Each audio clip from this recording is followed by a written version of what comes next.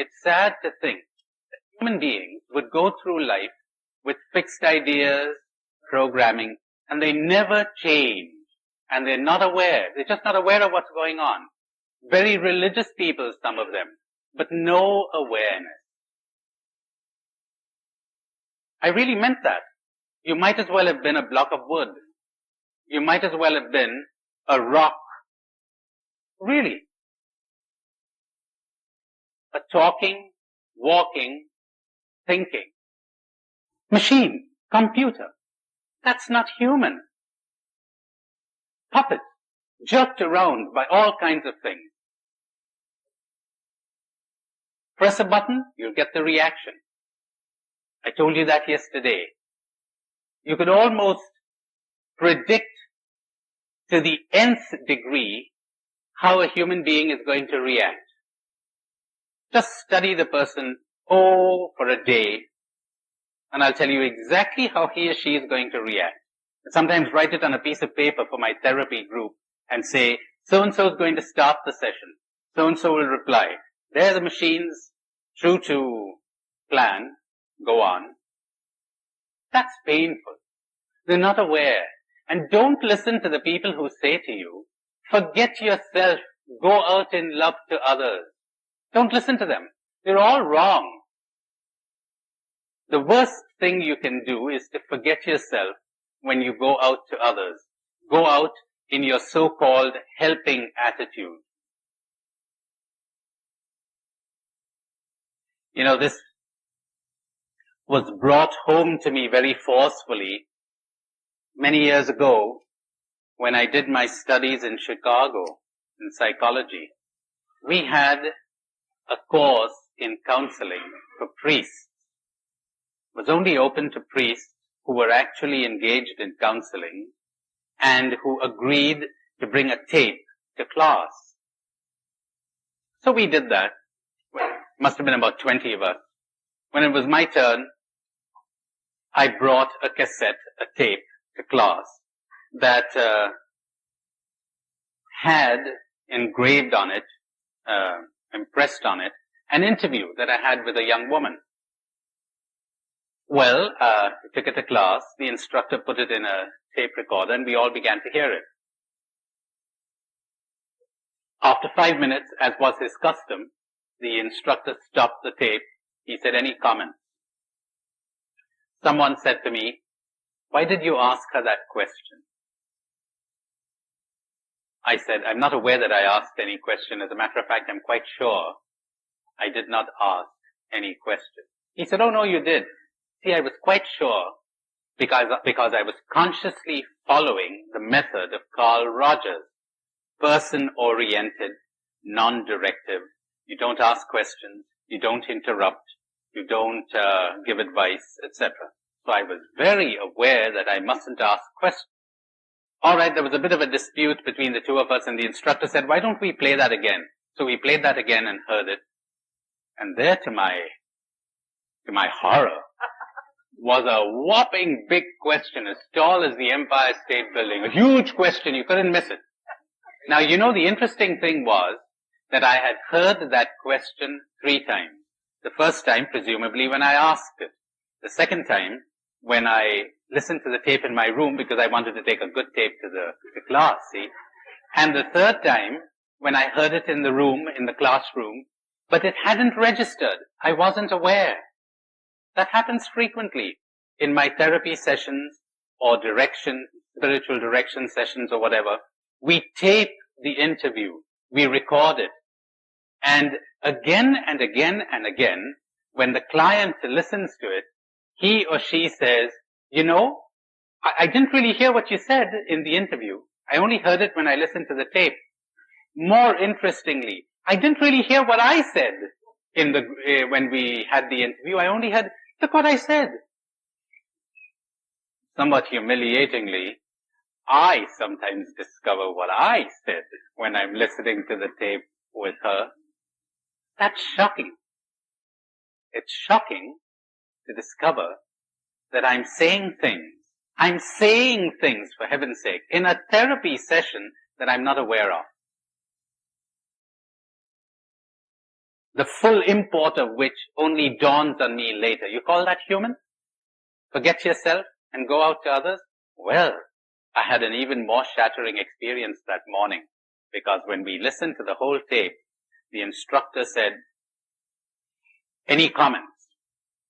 One of the priests, a 50-year-old man, whom I took a liking to, he'd sit in one corner of the room, smoking his pipe. He said to me, "Tony, I'd like to ask you a personal question. Would that be all right?" I said, "Yeah, go ahead. If I don't want to answer it, I won't." "What's the personal question?" He said, "This woman you're interviewing, is she pretty?" Now, you know, honest to goodness, I was at a stage of my development or undevelopment, or whatever you want to call it, where I really didn't notice if someone was good looking or not. I really didn't. It didn't matter. I mean, she was a sheep in the flock of Christ. I was the pastor. I dispensed help. Yes, I mean, it's agree. That's the way we were trained, the good old training. So I said to him, "What has that got to do with it, whether she's pretty or not?"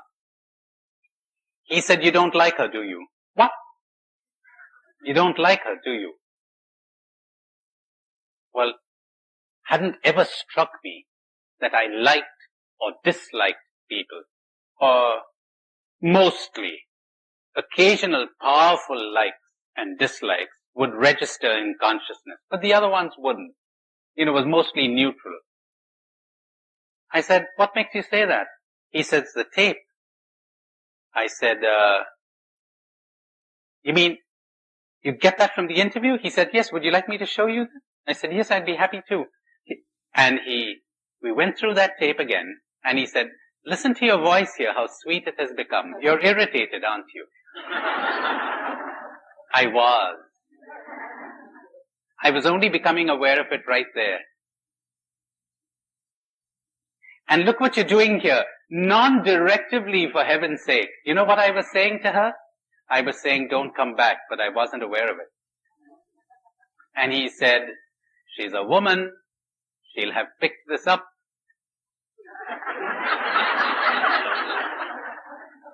They say women have a sixth sense. Yes. Remember the guy who's supposed to have had a sixth sense, but he lacked all the other five? So he said, "You're saying, don't come back, don't come back." He said, "When are you supposed to meet her next?" I said, "Well, next Wednesday." He said, "My guess is she won't come back." She didn't. I waited for 1 week, she didn't come. Waited for another Wednesday, she didn't come. Then I called her. I broke one of my rules. I called her. Generally don't. Let them take the initiative. Don't be a rescuer. But I said to her, "You remember that tape you allowed me to make for the class?" And she said, "Yes." I said, "You know, it was a great help because they pointed out all kinds of things to me." I didn't tell her what. That would help me to be more effective. So if you'd care to come back, you're free to. I think I'd be somewhat more effective. She said, "All right, I'll come back." She did. The dislike was still there, hadn't gone away, but it wasn't coming in the way. That's important.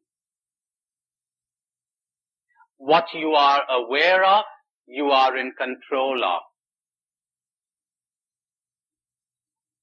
What you are not aware of is in control of you. You are always a slave to what you're not aware of. When you're aware of it, you're free from it. It's there, but you're not affected by it. You're not controlled by it. You're not enslaved by it. That's the difference. Awareness. Awareness, awareness, awareness. What they trained us to do at that course was to become participant observers.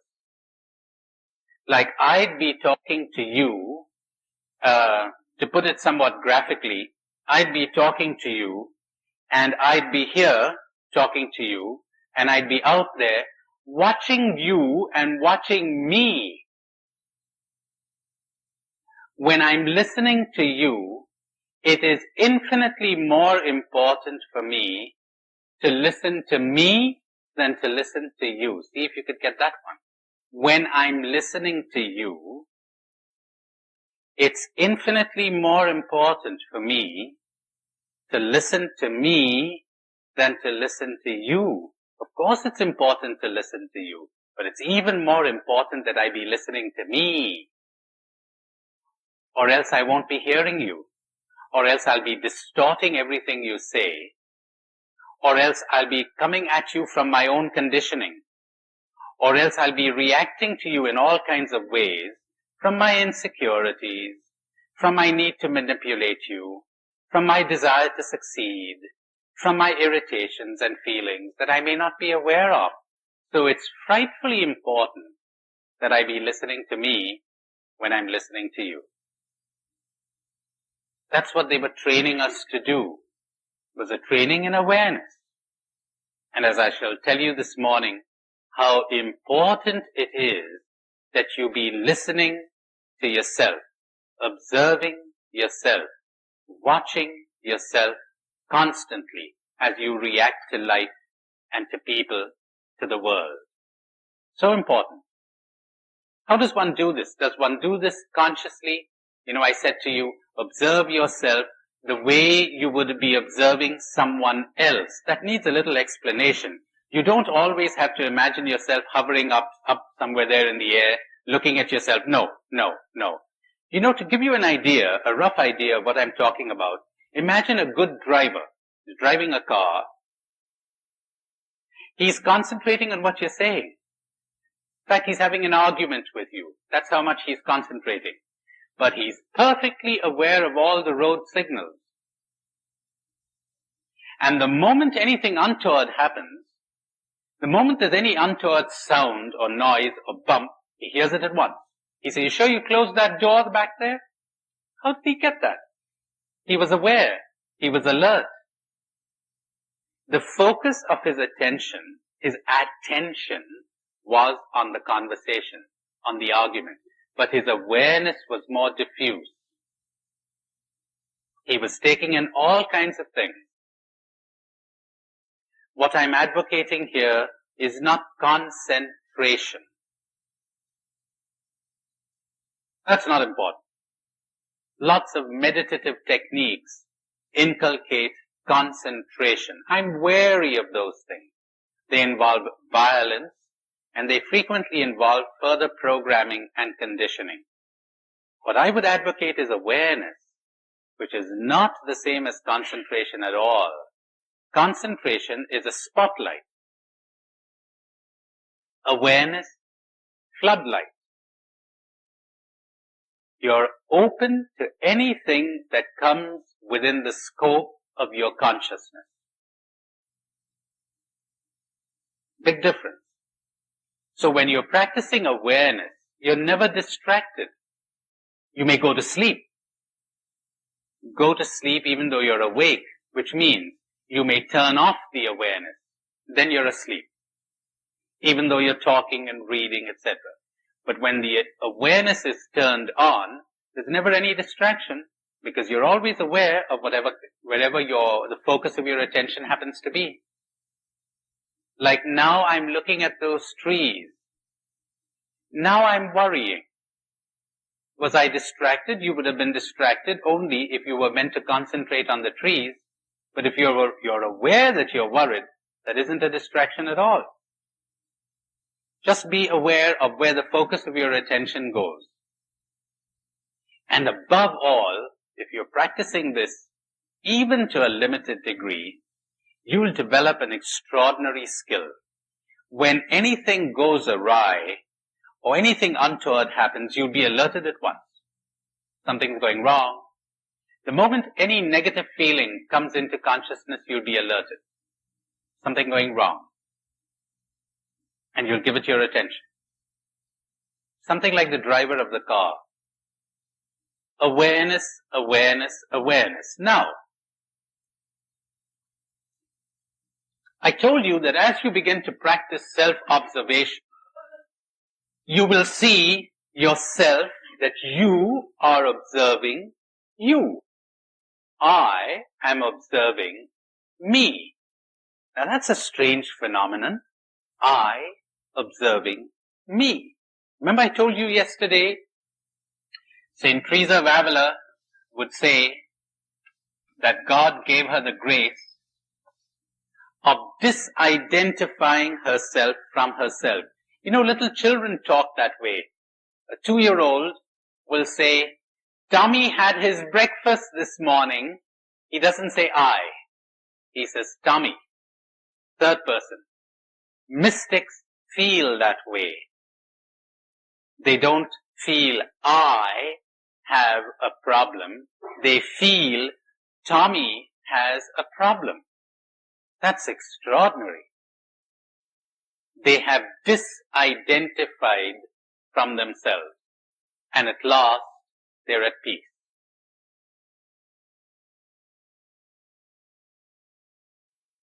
This is the grace that Saint Teresa of Avila was talking about. This is the I that the mystic masters of the East are constantly urging people to discover. And of the West too, because you can count Meister Eckhart in them. They're urging people to discover the I.